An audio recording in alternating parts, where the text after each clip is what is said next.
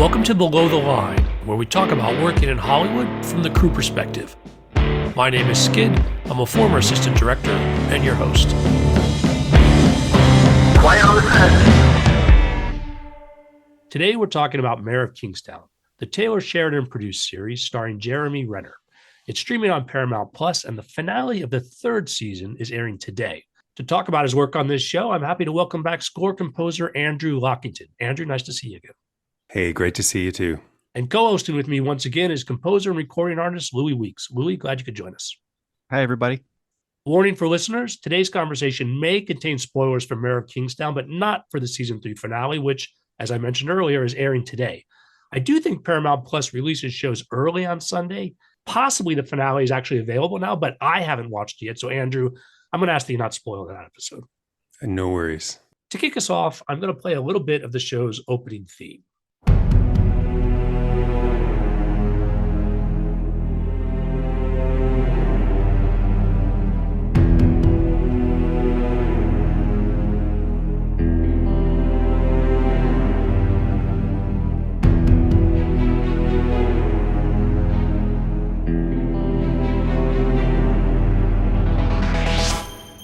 So, Andrew, last year you joined us for an episode to talk about the first season of Special Ops Lioness, which was also a Taylor Sheridan show. And at the end, after the credits, I asked you about the Mayor of Kingstown theme. For listeners that might have missed that conversation, could you tell us again about the inspiration for this piece? I do, as we talked about on Lioness, I do 3 series with Taylor.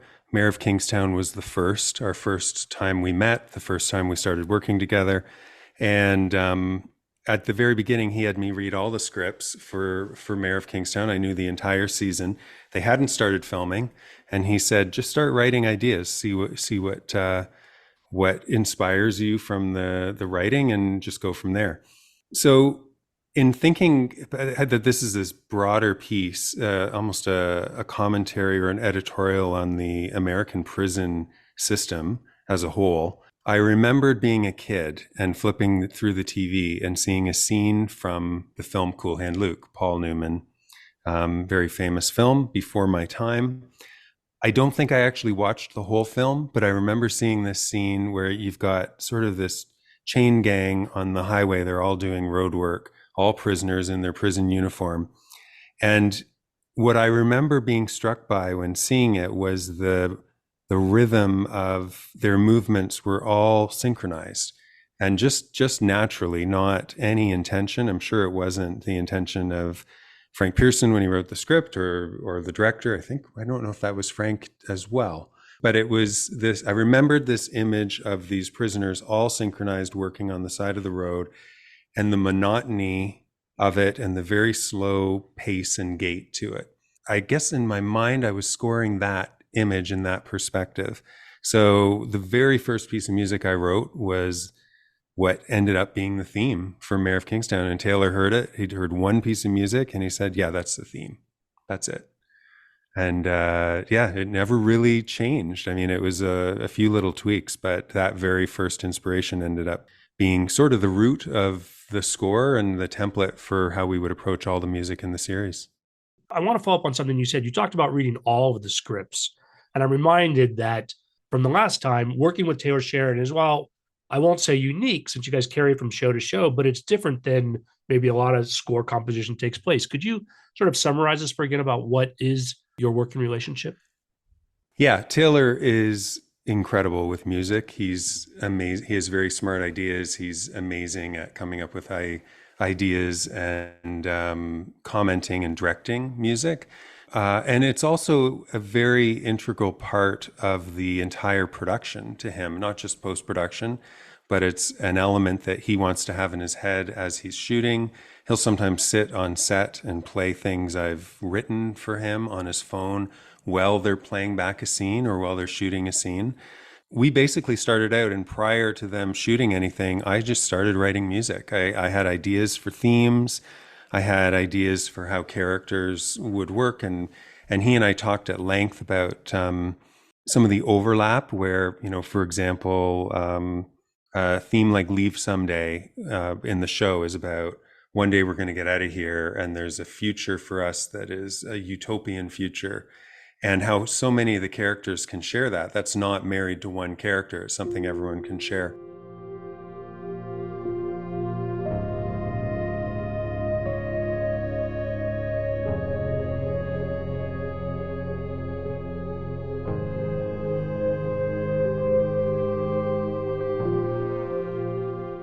So basically, I write a bunch of music and they only edit with the music I've written for the show. The typical process for TV and film, an editor and a director will put together a rough cut before the composer has started with what we call temp music, temporary music from other films, other soundtracks.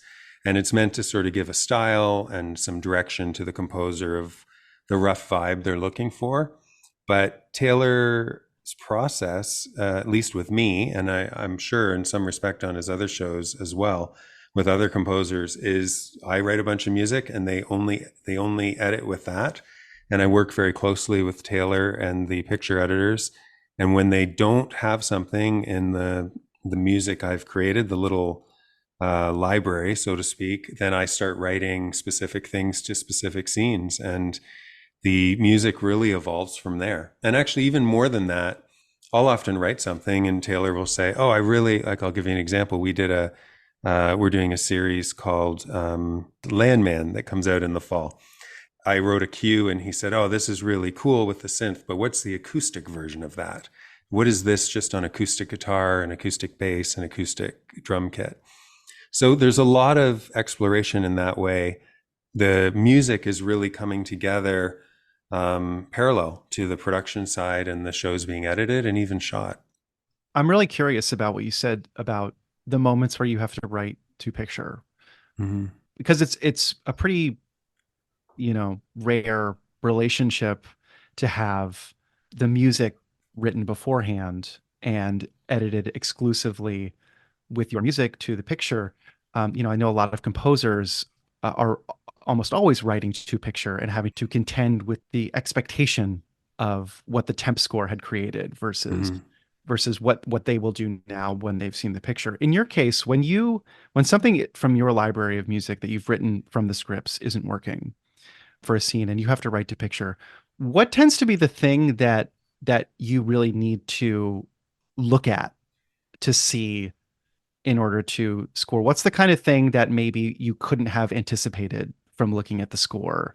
Yeah. So first off, just to elaborate on saying, the writing to picture, what ends up happening is they end up temping using my sketches, which is usually a 2 to 4 minute piece of music. It's not hitting the moments when they use it. It's giving it's kind of doing what other temp music does. It's giving the vibe. The one thing beyond that is it's usually thematically appropriate. So they're using it thematically in such a way that it works with the character. There's some continuity with that character and its evolution in the story as a whole. But when I get the picture and they've temped it in, it very much is always writing each of those cues to picture in the same sort of typical way that we've always worked. But when it doesn't work, it's a good question. I think the incredible thing about Taylor, when he writes a script and then you see it after it's been shot, you almost feel like, oh, I've seen this one, because the image you had in your head when you read the script is so precisely what he executes that there are so many similarities. Where that can sometimes differ is if, in the case of Mayor Jeremy, Mike McCluskey, Jeremy Renner's character, he doesn't wear his heart on his sleeve. He is very, very withdrawn. He has a massive defense mechanism. He is not outwardly affectionate. And I realize as an actor, he is very measured in how much of that he will allow to get through. And so the music you have to really walk a tightrope, because you can really screw up a scene if the music is much less guarded than his character, or vice versa, if it's much more restrained than he's being. So when it comes to course correction, that's probably the biggest thing is when an actor has been very restrained, had a lot of restraint in the way they've done a scene, and you want to make sure that the music doesn't go too far. Now, just to elaborate on that, I did a film years ago with Donald Sutherland, who very sadly recently passed. And he was both the director, producer, writer. And so I worked very closely with him in post. And I was able, in addition to accumulating a wealth of incredible stories of Hollywood before my time and sort of his collaborations and his experiences with these legends in our industry, we were able to talk, like I was actually able to say, how do you feel as an actor when you do a scene and you've walked a tightrope and then the music comes in and it's very emotive and it sort of throws off the balance of your performance? And his answer really surprised me.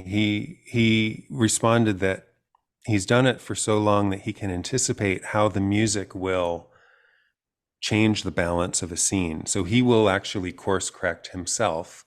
And sometimes he'll hold back a little bit. So it gives somewhere for the music to sort of infer a certain emotional movement behind the wall he creates. So that was the first time I've ever actually met an actor who was able to tell me that they think about what I do. You, as a composer, as you know, Louis, you sort of feel like you're the sprinkles on the icing on the cake after the cake's been baked and all the ingredients have long since gone home. But it was really nice to know that that you're a more important ingredient that everyone else is taking into consideration.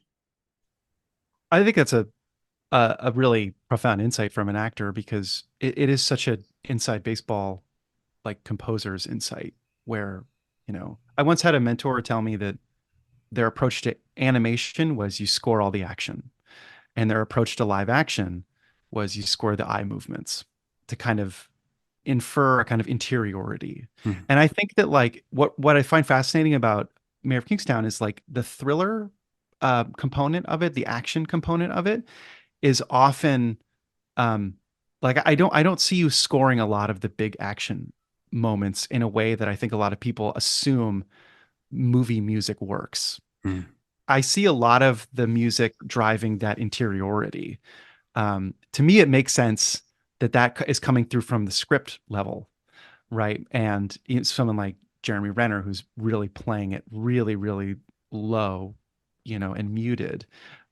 So it's interesting to me to hear that those are the moments that you have to go in and kind of be surgical about. Would expect nothing less from Donald Sutherland, but it is a fascinating insight from an actor. Yeah, and it's also a reminder that as a composer, and all of us in post, I've had these same conversations with my sound post people as well, is you don't want to reiterate what's on screen. You want to, as often as possible, tell a different side of the story or give context to their performance. Give something for them to be acting against. If it was a comedy, sometimes you're the straight man, and they're being aloof. And if it's a comedy and they're being straight, sometimes the music's wacky, and that, is the role. So I think the funny thing with Mare is I remember when we first started out and we were coming up with the whole tone in the world, and Taylor said, we need to have 5 to 10% good. Like the music has to have this element where we can just say to everyone, hey, here's a moment you can take a breath and not feel the weight on, this incredible oppression of this world. And I remember after we did that, we took a look back in sort of the 30,000 foot view and realized, oh shit, we've just actually made the dark stuff feel that much darker because we've told everyone how bright the sun is outside the prison and outside Kingstown, how beautiful the world is. So now it just makes it feel that much worse. And it was funny that it had the opposite reaction, that you can put these, Iris's theme, for example, is this sort of lullaby. I tried to write something, what would her mother have hummed to her to make her go to sleep when she was a little girl?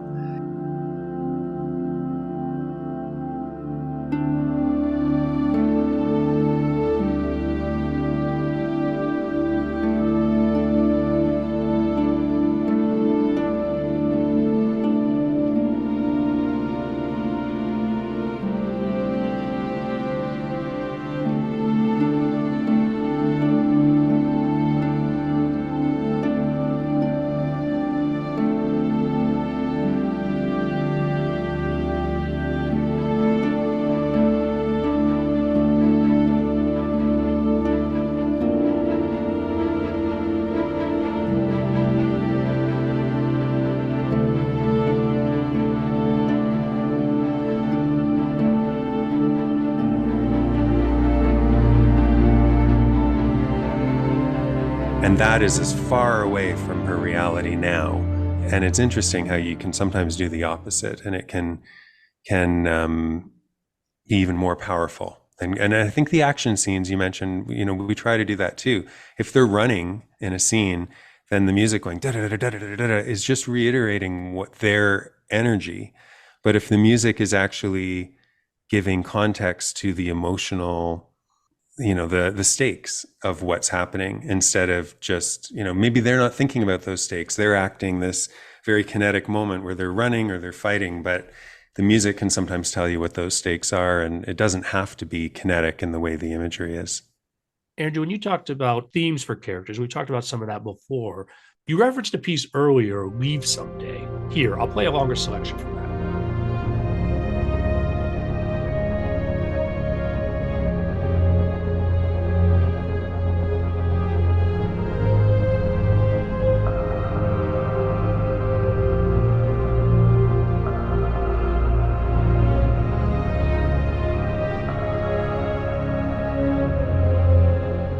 When you're writing for, as you described it, almost a state of mind that can be shared by multiple characters, is there a different approach on how you do that, or even this specific piece, how it came together? Yeah, this piece, it was actually something I was trying to come up with ideas. What I'll sometimes do is I'll spend 80% of my day writing very specifically to the show, and then I'll just do 20% of my day will be a brain dump where I'm just trying to channel the gods and just write something without worrying about what the context is or how it'll work or if it's right or if it works. It's just a very, it's like an artist just closing their eyes, I guess, and painting whatever happens. And Leave Someday was very much that. It was just trying to write something. I guess what came out of me was something about hope and this idea that there's a utopian future. And I think so much of the world and so many characters are always saying, well, if we get through our rough day Thursday, then Friday's going to be great. If I get through Friday, but it's the finish line just keeps getting further and further and further away. And you never get that release of complete relaxation and complete reward for getting through the gauntlet. So when I think about themes, my favorite themes are not the Peter and the wolf. It's not, oh, here's Peter, here's this instrument, here's the wolf, here's this instrument. My favorite themes are actually things that you can use to bind characters that aren't always on screen together. They might not share screen time, they might not have a scene together, but you can use the music to demonstrate that they actually are facing the same struggle and going through a very similar situation. I'm curious, on a multi-season project, what is the calculus now on season 3 of, okay, the music for this season has to be X percentage like what we've heard before and X percentage new? What are those conversations like, and how did that bear out musically and in the work? Yeah, so very similar to the other seasons, I set out and started writing and recording things before we shot, and started getting it to the editors and the showrunners and Taylor. Hugh Dillon, who plays Ian in the show, is also one of the creators. He created the series with Taylor, and he and I worked closely in the off season. One of the cool things about Hugh is there's a band called the Headstones rock band. He's actually a bona fide rock star. Like, he's a singer, songwriter. If he was not an actor, he would be an incredibly successful touring musician, recording artist, like he is. He somehow is living this double life. But being able to play stuff for him, and I remember very distinctly, I was throwing him these, things that were loosely based on some of the themes we had in seasons 1 and 2, but were more industrial and, using feedback as an instrument instead of just as an effect. And I said, Hugh, I think I might have gone too far. And he's like, no, this is great. We need this. Everybody's unraveling. So everybody is going to share this kind of approach. So that ended up being it's not a theme because it's not a melody or a rhythm or a motif, but it was sort of an evolution of all of the themes into that direction of this very dirty, gritty world, and going even further than we'd gone before. What I think is really effective about a lot of the music in the show is the way that you use drones, very long, sustained, unrelenting idea, kind of places us emotionally where the characters are. I'm wondering, to what extent is that a conscious choice, or is that kind of like this is kind of the language of writing to picture in some regards, I guess my question is, to what extent are you juggling, balancing the idioms of what you do as a writer for film and television versus, okay, let's kind of create the wheel from nothing and based on just what the script has for us? This is where the editors really come in a big way, because they'll go through the stuff I've done in the past and they'll say, we love this drone. It's funny, it is a drone. I kind of think of it more like a cloud, because a lot of these drones are things that I've played, put through a 30-second delay, done some looping, dropped it an octave, and so it's sustained, but it's evolving within that suspension. And it's often it has these very long moments where it then restarts the structure and starts over again. So and a lot of that stuff, what I love about the post on this show is a lot of that stuff ends up getting used almost in a room tone kind of way, that we're really blurring the line between sound design and music. It's almost like a filter or color timing that a cinematographer would do. The music is really putting this very specific dark shade of blue-gray over this whole series and this world. And it's funny because in experimenting with season 3, it was very obvious when I stepped off that path, and you suddenly go, oh wow, Kingstown's fine now. It's not dangerous anymore. And it's like, oh shit, okay, that was a mistake. We've got to go back to that sound. So there are definitely parameters, and there's definitely a through line of the show that the music is very much an identity element of how the show and the world is perceived. But trying to expand on those boundaries and sometimes purposefully go out of the way so that you can journey back again, if that makes sense. Yeah, and I also feel like there's a distinction between soundscapes, something that feels like it's environmental, like you said, juxtaposed with things that are discrete musical notes, like things that are like, oh, that feels like a keyboard part. What's the process behind that kind of decision making? I had this Hot Wheels set as a kid that you would build a track and you would have a loop-de-loop, and you'd have these little die-cast metal cars that would go around this loop.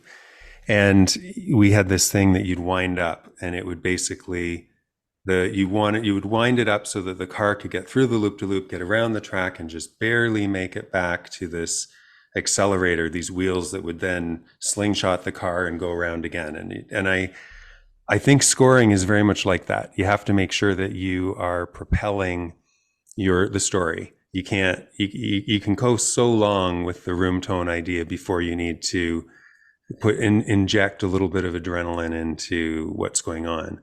And someone once, another analogy, someone once said, I've never driven, by the way, a Ferrari or a McLaren or a really nice car, but they said, when you're going 200 miles an hour in those cars, you don't feel it. You feel the same as if you're sitting still. And it's the speeding up and slowing down and the shifting gears that you feel the effect of a really valuable, fast, expensive sports car. So I think scoring is like that too. You can feel the entrances, the exits, you feel it speeding up, you feel it slowing down. It's the changes that can have the biggest dramatic effect on a scene. I think we're dating ourselves that I know exactly what you're talking about as well with those little diecast cars and the tracks you're talking about. Andrew, let's talk about some specific themes. Talk to me about Orion. Here, let me play a bit of it.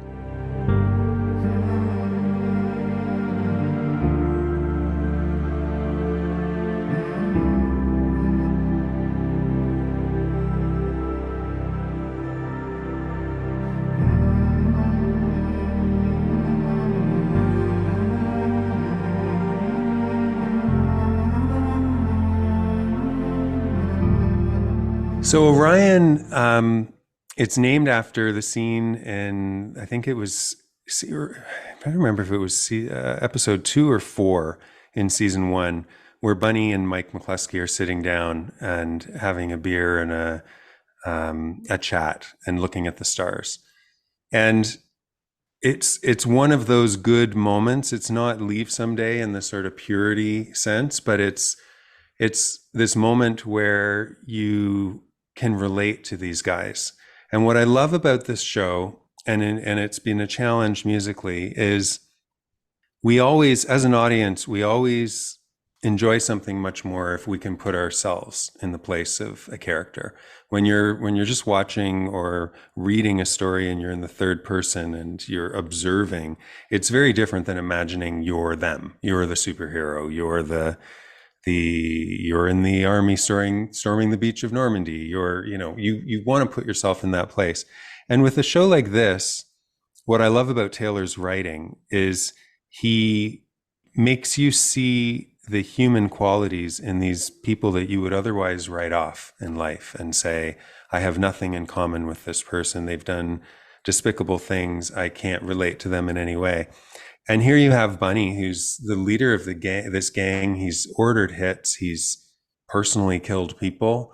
And he's sitting down talking about when he was a kid and he'd get fried chicken and his grandma would make something and look at the stars and laughing. And I think that's one of the secret ingredients to this show, is that you can actually relate to these characters. You can't relate to the things they've done. You can't relate to a lot of who they are, but there's a little person in them that you either were as a kid or that you knew someone like that. And so Orion, I mean, it's a great example of that. And it's really funny how so often you can have themes I've done this so many times in scores where you have a really dark theme that you then later show the light side of and you evolve to good, because usually films are evolving to a good place.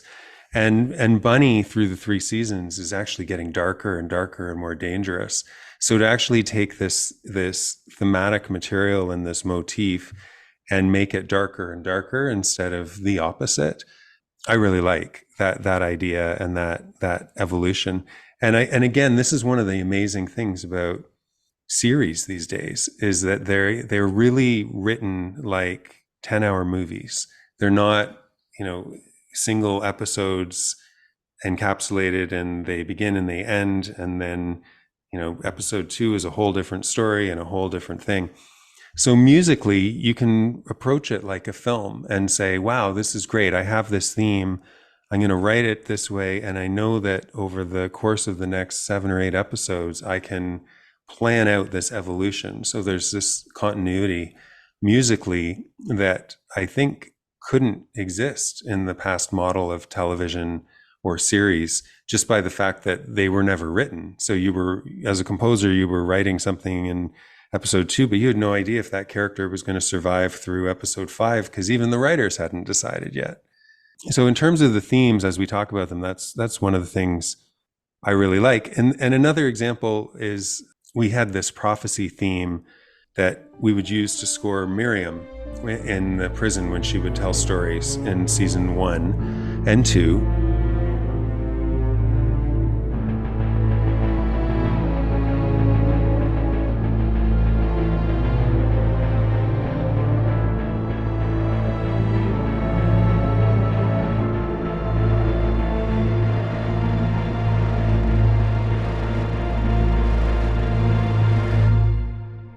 It's sort of this idea that Taylor had written into the script these stories that were about the downfall of all these civilizations. And that was what she was teaching.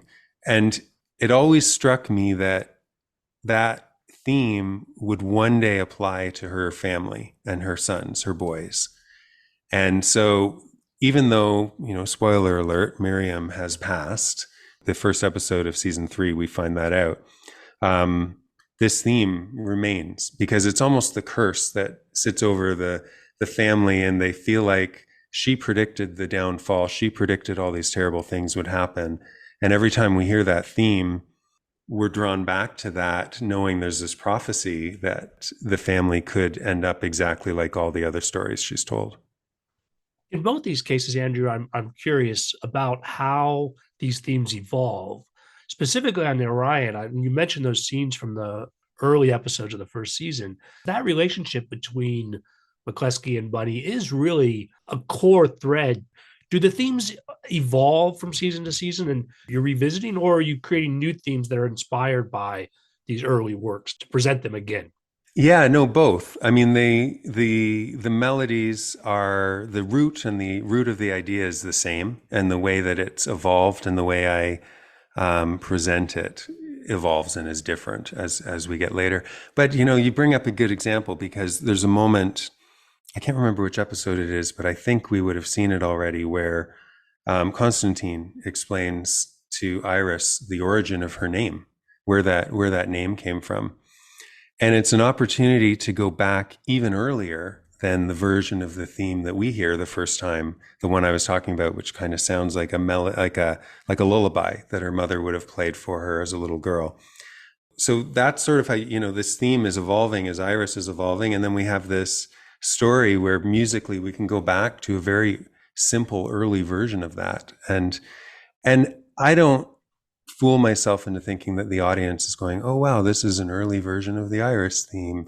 But the whole point of it and the hope is that this is adding to the overall experience of the visuals, the sound, the music, and how they're telling the story. And if you can make the audience feel a certain way and come to a certain emotion on their own, then I think you're going a long way towards contributing to the storytelling. I have this theme titled Having a Baby. Listeners, here's the piece we're talking about.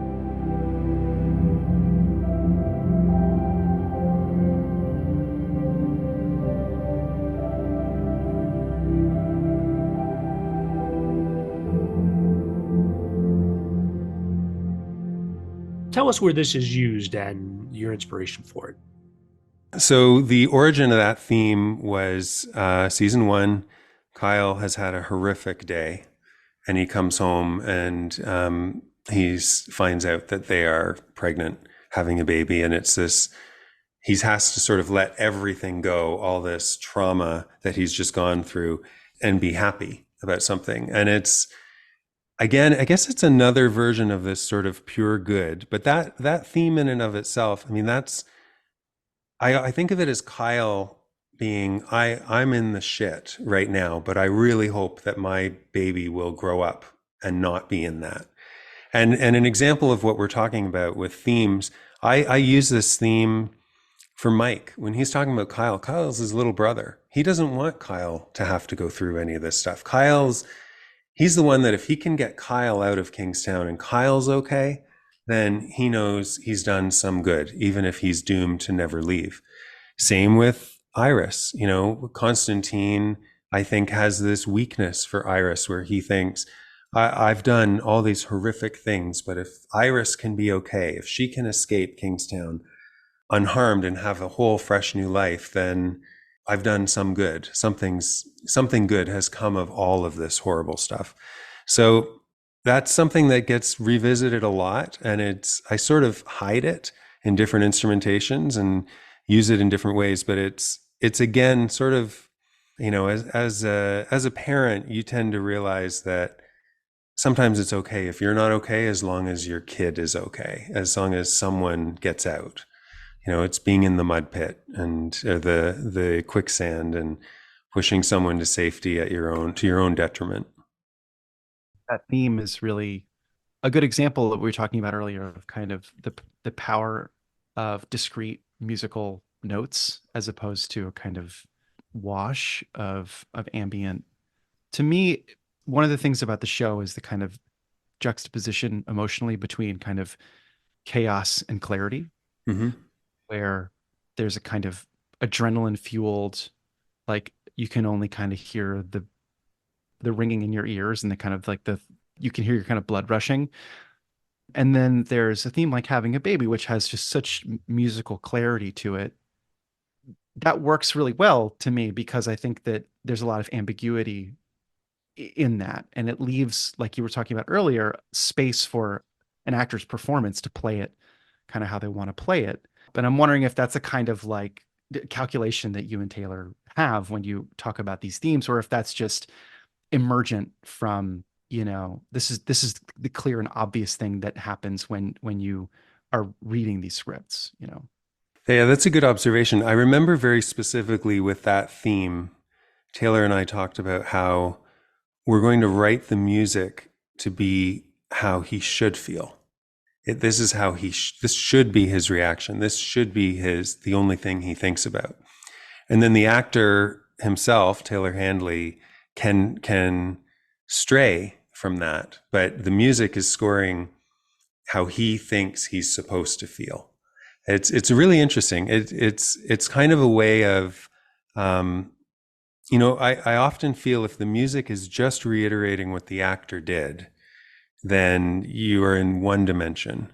If anything, you're over exaggerating what an actor took great care to do very specifically and to the right degree. The one interesting thing, and this is a longer story, but basically when we filmed season one idea I'd written all these different themes and rhythms and drum parts, and I thought, wouldn't it be cool to go into the prison where they were filming, the decommissioned penitentiary, and actually use this real reverb, and so we did that before they even filmed any of those scenes. Before they started filming for day one on season one, I went into prison during COVID with a bunch of musicians and started recording. And the plan was to do multiple sessions playing exactly these rhythms I had, and got in there. And I think it was in the morning of the first session, somebody, I don't know if it was me or one of the percussionists, somebody leaned over and in the middle of a take, took the mallet and hit the gate, hit the prison bars.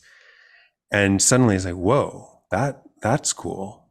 And then the whole experience went from hitting these instruments that we were playing to actually playing the prison, slamming doors, stomping boots on the landings, using soft mallets and playing the cages. Like it turned into this incredible sound library of rhythms and sounds that we could use. Now, when I did research into the prison, it came to my attention. Season one was filmed in Canada, and this prison had the infamy of being where the deadliest prison riot had ever taken place. And the reason this prison riot took place was there was a bell in the middle of this prison, the old stone prison built in the 1800s, that would be rung for every event. It would be rung for breakfast. It would be rung for wake up. It was rung for going outside. It was yard time. And the sound of the reverb in this prison was so obnoxious and so offensive. And it would just, your shackles would go up on your neck every time a loud noise happened. And it would keep settling on the same kind of pitch, no matter what sound you made, whether you clapped or you yelled or you hit a drum or you slammed a door. The tail of that reverb, it morphed into the same thing every time. And the prisoners said that their reason for rioting was to destroy the bell. That was the whole uprising, was that this bell sound was so obnoxious and so offensive to them. They had to get into the little guard booth through the bulletproof glass and destroy it. And they were successful. That was what they did. So this experience and then hearing this story, Taylor and I thought, Mike's been in prison. Jeremy Renner's character was in prison. He's now out, but he never can escape that. So wouldn't it be cool if that reverb of that prison that he's lived with, that everything sounds like that, got applied to the whole score? If that is something that every cue echoes the way his whole life experience, his whole internal thoughts, every soliloquy that he gives is bathed in this reverberation that defined his life. So that cue, Leave Someday, was actually that theme. That was the first time that we took that reverb and we applied it to something good and beautiful and said, we're going to bathe this in the complexity of the echo of this darkness, even though it's major chords and it's a happy melody, we're going to give it that same oppression on the reverberation. It's fascinating. Very cool. This theme, Stabbing, here, let me play some of it.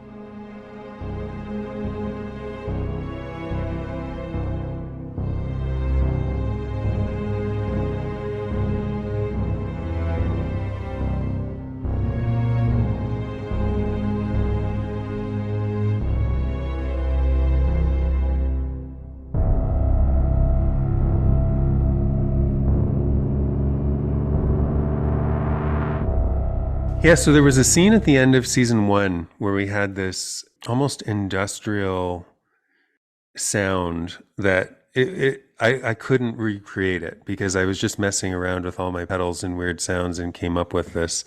And actually, I have an amazing sound designer, Michael White, who also helped me create a lot of these sounds for the show.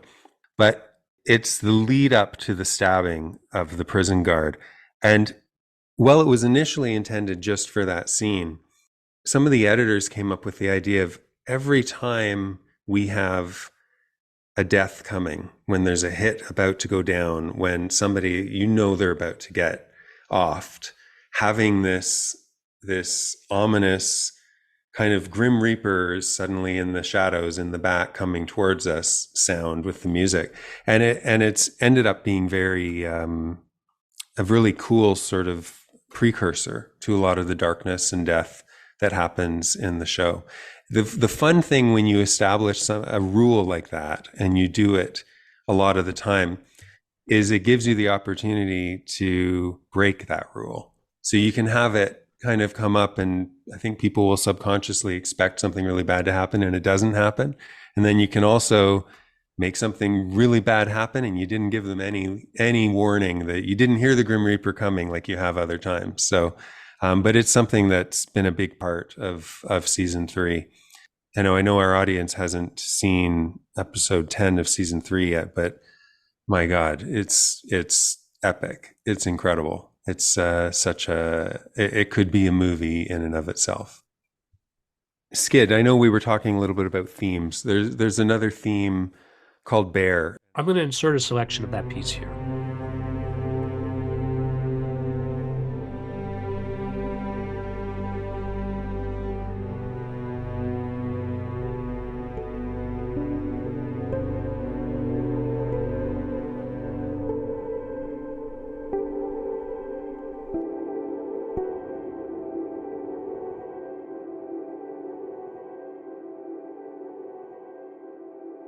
So the beginning of season 1, Mitch, the older brother, what a great character. Kyle Chandling, love him as a actor.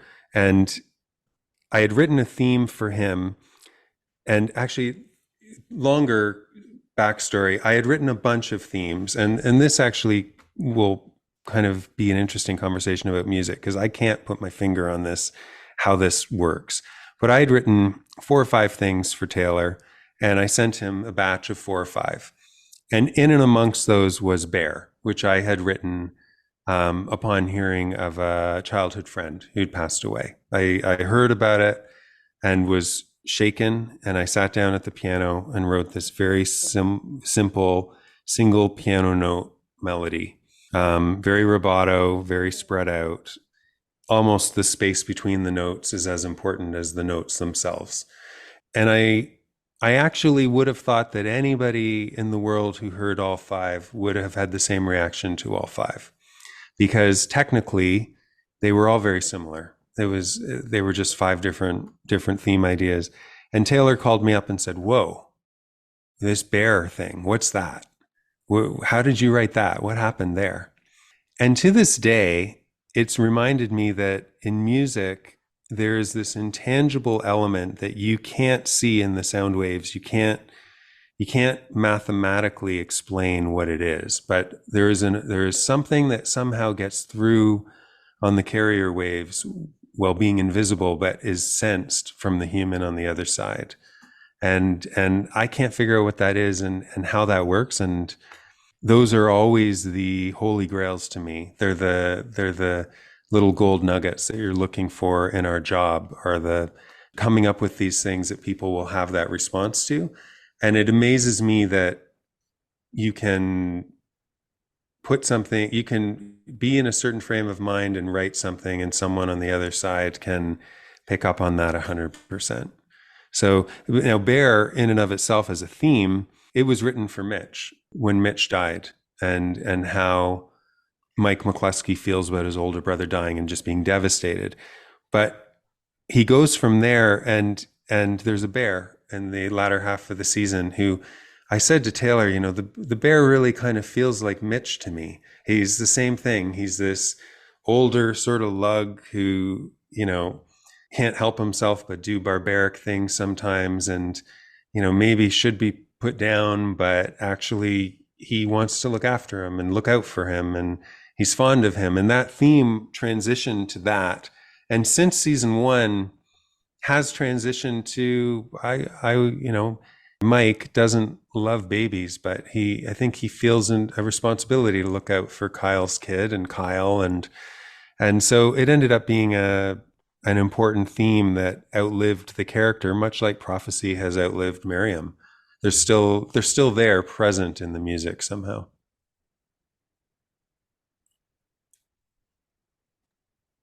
I think that's a really beautiful story about, the composing of that piece.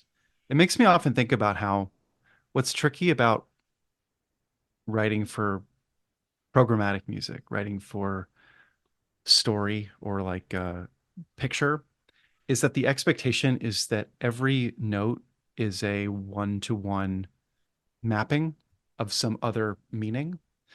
But music really kind of defies that that rule. It seems to me that like it's not the vessel that gets you to a meaning. Oftentimes it is just the meaning itself.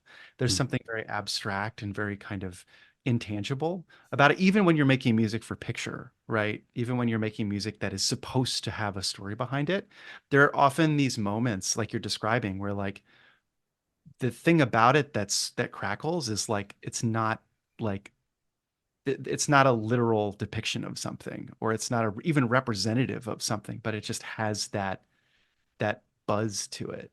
And this actually kind of segues into what I wanted to talk with you about process, because I think one of the things that sounds to me like Taylor was reacting to was your interpretation, your performance. A lot of people, when they think about composers, or they think about like film composers, I think they have a very old idea that like it's pen and paper, and it's you then outsource all of the performances to other players. But the reality is that it's so much more of a hybrid, blurred lines position between a performer and a composer. And I'm wondering how performance yourself plays into your scores versus the kind of traditional notation handed off to another player. Or even just kind of like, how does improvisation versus kind of planned composition play into your process? That's a great question. There are 2 distinct paths in Mare. And the orchestral element, which we record with the Royal Philharmonic Orchestra in London at Abbey Road, just to plug them because they're amazing, and Abbey Road is obviously amazing, is very much the notated part that they then they perform as musicians and take to a whole other level, which is their gift. I think it's you'll notice in the score that element recurs constantly. You have this string element that's constantly coming back that feels more more like a typical scoring. In terms of every other element, it's almost all stuff that I'm doing, or Michael White, my amazing sound designer, has come up with, drone sounds or synth weirdness. And I'll often sit and the day I write something, I'll record it on that instrument, because there's something about that moment that I'm feeling it, that the recording of it is the most honest. You know, I say this to songwriters as well. Like, the day you feel it, the day you feel that song, record the lyrics to it, because you will, every other time you will be telling a story, but today you are feeling, that's how you feel. That's the most literal interpretation. And a lot of times I feel both musical performances and singing a song, it's like a copy of a copy of a copy of a copy, and it loses its uniqueness and all the little magical things, parts of it that might have been technically wrong, but because they came from an emotional place, they're much more important. You know, one example is the humming on the theme of Mare. That's me. That's like 7 of me humming that. And that was the day I wrote it. And I went back multiple times. I brought in other singers to try to hum it. And we never captured what that somehow captured in the day I came up with it. And so so much of the other elements and the clouds that we were talking about, the drone-like elements, are recorded the day I come up with it. You know, to bring it full circle, to me, that feels a lot like what Donald Sutherland is talking about, where he is giving a performance. And when you're performing on screen, you're leaving a lot of space for the other performers to do their thing. But it sounds like he's also has an innate understanding that the composer is a performer too, right? And that there's like got to be space for that performer as well. So it sounds like when people listen to Mayor of Kingstown, they're really, really engaging with you specifically and listening to your personal performance and your personal interpretation of the music, which is a really intimate thing. And I think it works really well because it's such an intimate story, you know? Yeah, I think you're also capturing a moment. I mean, you love it or hate it, I have a lot of outboard gear. I'm as you know, because we'll tell the listeners that I could not figure out the sound or the miking and how the Zoom audio part of it works, which we all kind of had a laugh about at the beginning of this interview. But laughing with you, not at you. Exactly. I felt that. I have all this gear that I don't totally understand, and I haven't read all the details about, but I'll just play and experiment, and I'll come up with these sounds, or called them kind of these clouds, and I could never ever recreate that. And by the way, even if I wrote down all the knob settings, there are so many tiny variations that are the butterfly flapping its wings that changes the future, that you could never recreate it. So when I happen on something I really like, I'll record for 25 or 30 minutes as many variations as I can think of, and in as many different ways as I can, because I know I'm never going to get it back. And those become the things I use to sort of build the score and these soundscapes. And while sometimes I'm so depressed because I wish I'd done this, I can't get that back, there's something I love about the idea that this only happens once. This only occurred once, and you're never going to get this moment back. And that's what makes it special. And over time, I mean, in some of the motifs in Mare, in the score, I've made a mistake. I played the wrong note, or I touched a note on the piano through the timeline, and you heard it just for a second, but the overtones of that hammer almost hitting the string is actually amazing. Whereas if I'd had time to edit myself, and if that was something I was recording at Abbey Road with the piano player, they wouldn't be able to recreate that. So I think you're right. I hope that that's why scores are getting more and more interesting, and I hadn't really thought of that. So I'm glad you brought it up about the performance aspect that you're you're capturing the composer's very literal and direct idea because they're playing it.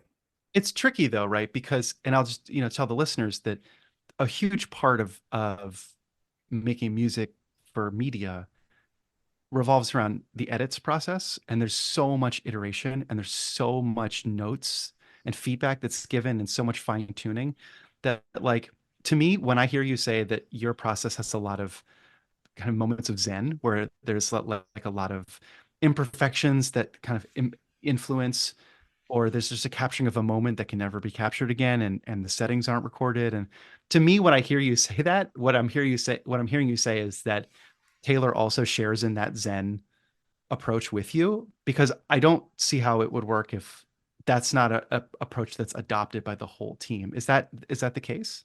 I think so. I think the other thing in my favor is that they're hearing the performance, they're hearing the recorded end process. So as it gets temped in, they fall in love with all the little scars and blemishes that I've fallen in love with. It's funny. I was doing another project recently, and I wrote something and sent a string mock-up to the director, and he said, I could respond better to this if it was the real orchestra, if you could kind of put it in the real orchestra, because I can't really hear through MIDI. And I said to my wife, wow, I can't believe, we're at the point where directors expect to hear ideas and mock-ups with a real orchestra, which I think is actually what happened 50 years ago. But we're so far from that now. And she said, well, wait a minute, isn't that what you do with Taylor? And I realized, oh shit, yeah, I do. Like I have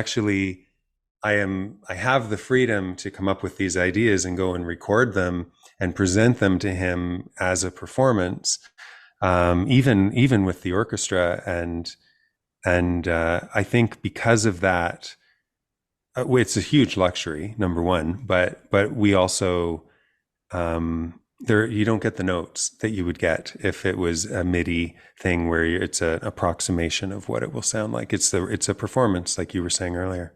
It's really cool. It takes a lot of like creative courage, frankly, to embark on that process, I think. Well, it has taught me a lot, and it's definitely changed the way I work with other filmmakers and showrunners. But the biggest thing, which I wish I'd known younger, is get out of your way. Get out of your own way. Don't self-edit in the same way that I do. And to be honest, Chad Galster, who I know has been on the show before, he is one of Taylor's main editors. And he's helped me a ton, because he'll often say to me, send me the stuff that you didn't want to send because you were insecure about it. And I'll send it to him. And he just said to me the other night, he said, when you send that stuff, that's my challenge. I want to see if I can use that stuff, because you don't know, you haven't come up with an explanation of how it works or how it's appropriate, but I might hear it and go, yeah, it should be this, or it should be that.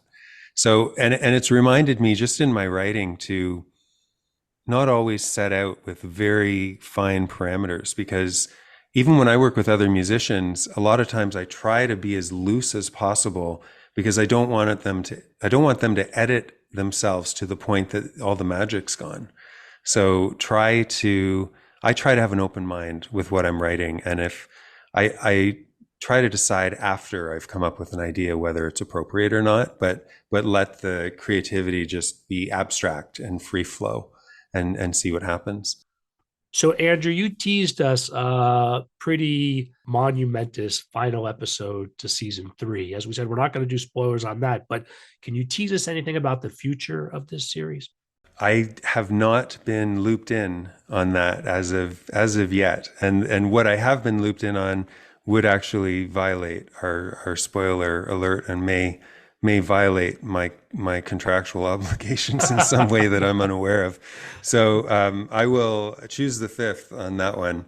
But I can say that if you wake up early to watch episode 10 of season 3, you will not be disappointed. It's such an epic episode, and it's quite amazing.